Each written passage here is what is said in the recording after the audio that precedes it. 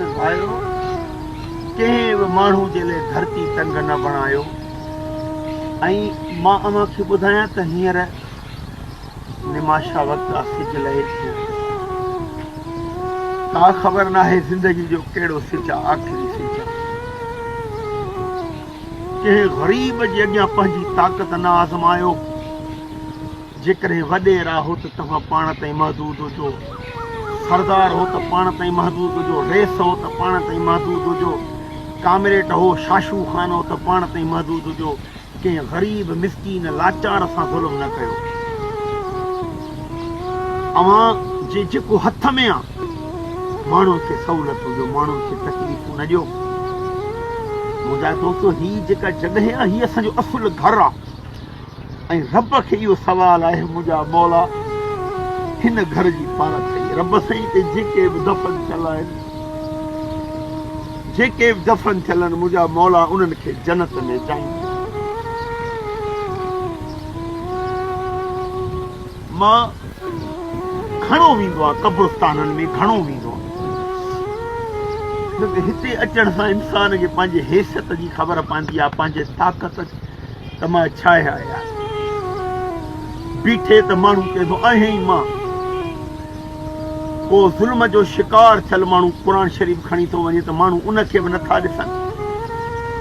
यार हिते आहे का ताक़त? हिते मां तव्हांखे ॿुधायां, अहिड़ा अहिड़ा माण्हू बि दफ़न थियल आहिनि जिन सां गॾु 100 माण्हू हूंदा हुआ। असां बि हिते अची वेंदा, असांजो बि असुल घर आहे। हे मुंहिंजी अमड़ आहे, हे मुंहिंजो बाबो साईं आहे। त मां इहो ई तव्हांखे पैगाम ॾींदुमि, ख़ुदा पंहिंजे हिननि घरनि जे लाइ सोचो, पंहिंजी आख़िरत जो सोचो। भली बुख ते वक़्तु गुज़ारियो, कंहिंसां ज़ुल्म न कयो। कंहिं ग़रीब, कंहिं मज़लूम, कंहिं यतीम जो हक़ न खाओ। हिन रब हिते सभु पुछा। अॼु ॾिसूं था को न को माण्हू कंहिंजे लाइ धरती तंग करे वेठो आहे।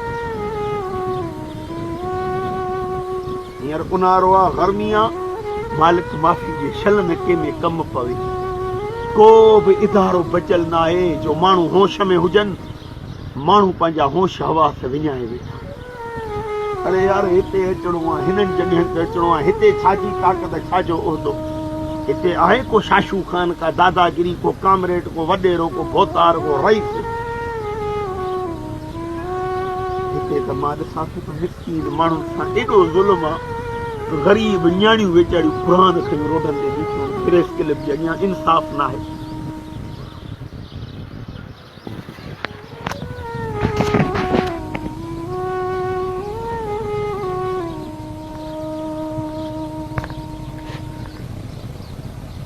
दोस्तो, जेतिरो अव्हां खां थी सघे यतीम, ग़रीब, बेपहुच माण्हुनि जी मदद कयो। कंहिंजे लाइ धरती तंग न कयो। कुल नफ़्स ज़ाइक़तुल मौत। ख़बर ई नाहे ओचितो हलिया वेंदा,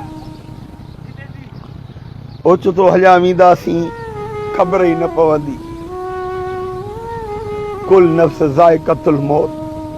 हिते माण्हुनि पंहिंजा ज़मीर खपाए छॾिया आहिनि, माण्हुनि पंहिंजा कलम खपाए छॾिया आहिनि। हिते माण्हुनि पंहिंजा कानून खपाए छॾिया आहिनि।